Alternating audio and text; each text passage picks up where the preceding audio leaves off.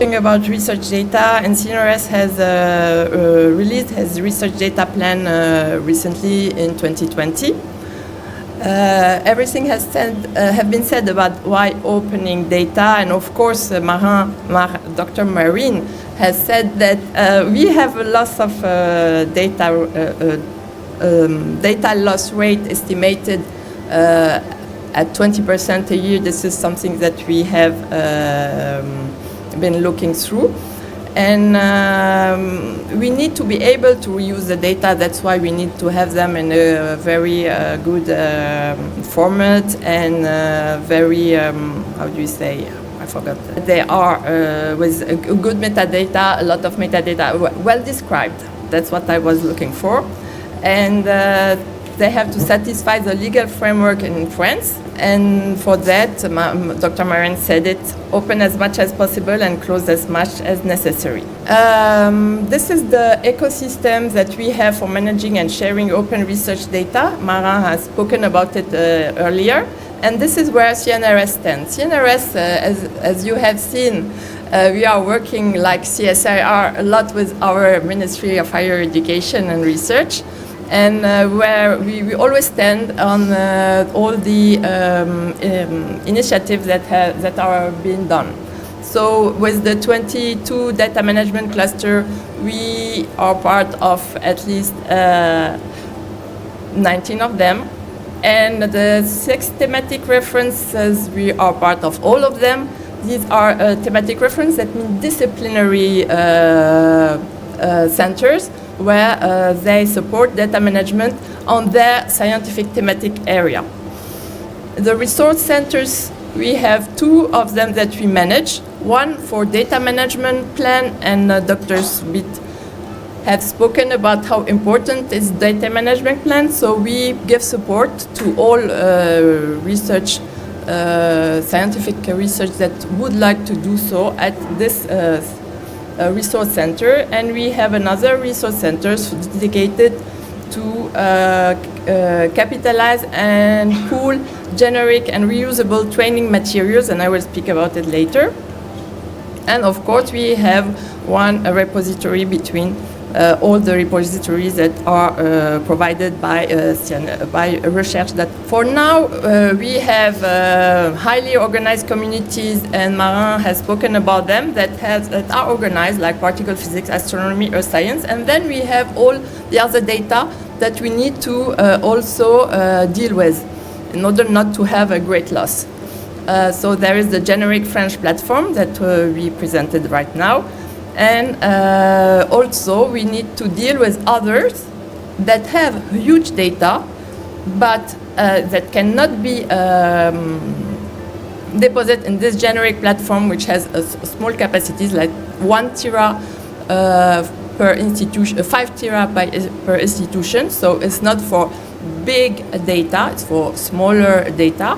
So we need to also meet other needs. So communities without thematic repository, and with no limited volumetry, like it's provided by the research data group. And of course, we need also to pool and rationalize infrastructure.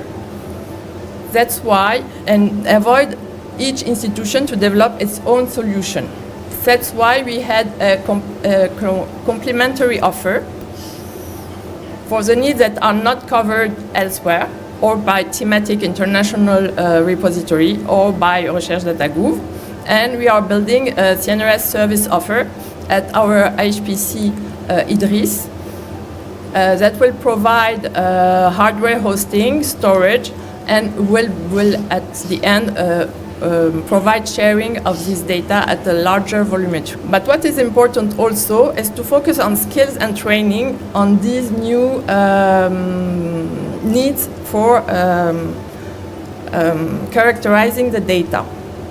So we are part also of the EOSC project, Skills for EOSC, where a lot of countries, like you can see here in Europe, are participating, 18 countries. And we are building, sharing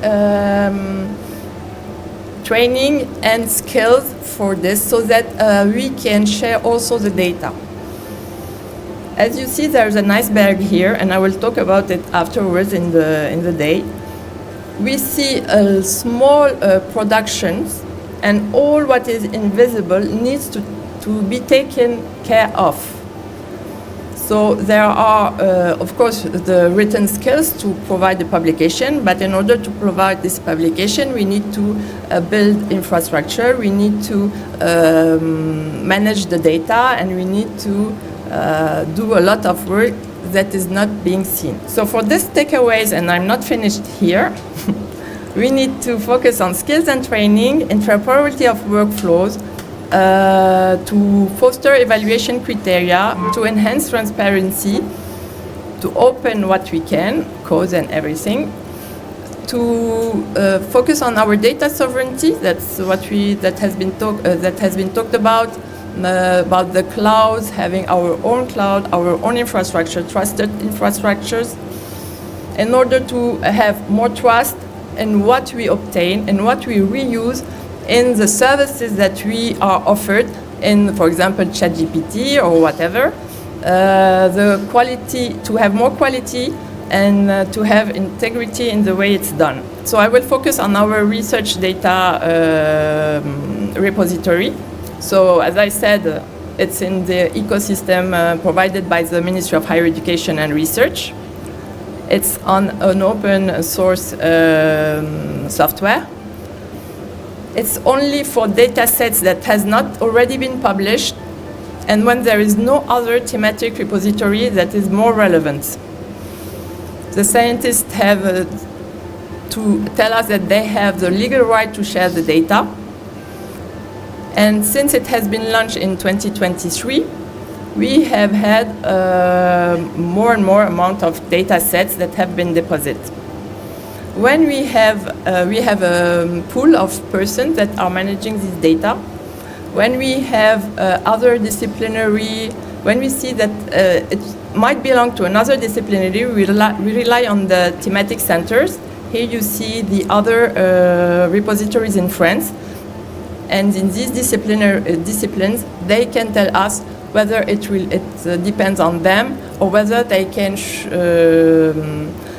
have another international disciplinary repository, and if not, they can deposit in this repository. So here you can see that the data formats are open, and that we have a lot of data types. And since the beginning, we have been, there are more and more data sets that have been uploaded. Of course, it's not tremendous, but we are happy with it, and we hope it will go more and more. But what you can see on the right is that we have also more and more downloads. So we don't know if the downloads are for really being reused or just to see what is inside the repository. But this is something we have to continue to dive in order to see how the data are reused. Of course, you can see afterwards all the data sources, whether it's experimental data, observational data, or whatever, and all the disciplines that are here. What I wanted to add also, it's necessary to have trust in the repository where you deposit your trade data. And this is one output of Research Data Alliance, and this is how I will do the bridge with the RDA also. It's the Core Trust Seal. It's a certification that is more and more used everywhere in the world, maybe more in Europe and the, how you say, global north, but it's also used global south. You see in this that Core Trust Seal, it's a first level of certification. NIScPR seal is a certification that has been done by some German people, but it's not used so much. And the ISO, this is something that have been done for 2 repositories, and they didn't renew it, so it's very difficult, and maybe it's not worth it. What is important is to see that this Core Trust Seal is a non-for-profit foundation. It works with people and on, how you say, goodwill. And the certification is for 3 years, and this is important because it's not because you have been certified once then that your repository is still matching the criteria. Criteria, you'll find them here. There are not too much. And we have provided a platform called Crusoe, which can let you train whether your repository is or not meets or not these criteria. And this is how it is done. First, you can have your self-assessment with all the criteria, and then you submit, it's reviewed, and then you have the certification somehow. Since it began in 2017, you can see that there are more and more certifications in the world. Not everywhere in the world, you can see this, but yeah. And the board is renewed every 3 years. And now we have, I think, 2 or 3 French people on board. And Olivier Rouchon, who is working with us at our direction, is a newly elected head of this board. So these are the French repositories that are certified. You see that HAL is newly certified. It has been a long work, but they have done it. And now I will speak a little bit of the RDA, because I've spoken about people and that we need to work all together. We've seen that there is this European project with 44 participants from 18 countries. We need to, well, it's a European project, but it needs to go abroad. And RDA is a place where people can interact with each other from all regions of the world. And this is how we can do, in the same time, you can see from Dr. Marie and Miss Alka Misra, top down, and it's something that we need. As Dr. Mahesh Kumar, you said that we need to have incentives from our ministries, but also we need to listen to what people are doing, and people are doing not only in their own department, but together with others, in order not to do things twice or many times, and to collectively go further. Because this is the motto of RDA, and it's the last slide. So I will go through this very quickly because we are short in time. So the RDA is person like you and me, like everybody, who's willing to work together with others on any question they have, and whatever profession, whatever they are doing in their lives. They bring their own competence. So you see that since it began in 2013, it's been growing, and it's a big family now. 40,000 individual persons that are members. To be member, you just need to connect, to register, and then you are a member, and then you can participate to any group or bring a problem or a question you want to deal with others and create a group. So you see that there are many organizations. It's open to any skills, any competence. You see that there are press and media, to academia and research, and from researchers to journalists to policymakers, professors, librarians, whatever. The RDA members are worldwide distributed, but of course there is more people in Europe and North America, but you can see that South America and Australia and some of other countries are here also, and it's very open. Some of the outputs are dealing on what we are dealing here in open science. It's mainly on data, on managing data, but if you don't manage data, you cannot open them. You can open them, but it's useless. So they work on global science commons. That means how can we interact with different thematics, with different disciplines. How can we bridge between these disciplines? We need to have common format or common descriptions or common whatever in order to interact. This is about interoperability also.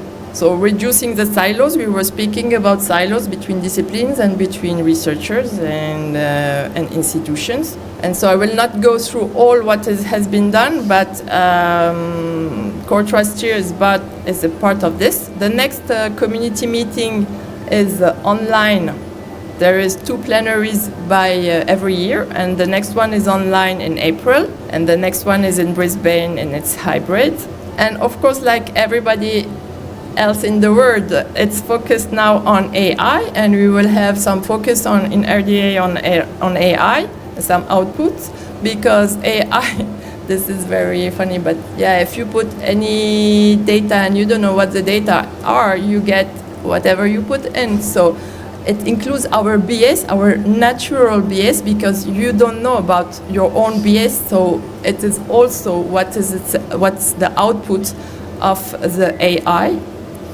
It rejects whatever you enter in it. So if you enter garbage, it's garbage in, garbage out.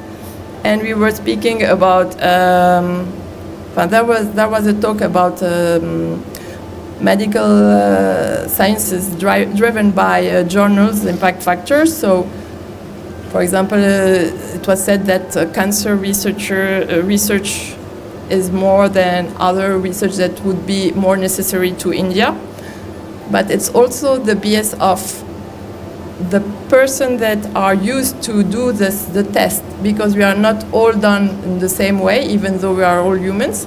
So it's not the same if you are a woman and if you are a man. It's not the same if you are a boy or a small one or an old one. So yeah, there can be bias in everything. So I think that with this I have finished, but I wanted to end with this one. If you want to go fast, go alone. If you want to go far, go together. So maybe we shall a little bit go slower, but take care that we are all going the same way together, and this will do better research, I think, my opinion. Long live India and France friendship.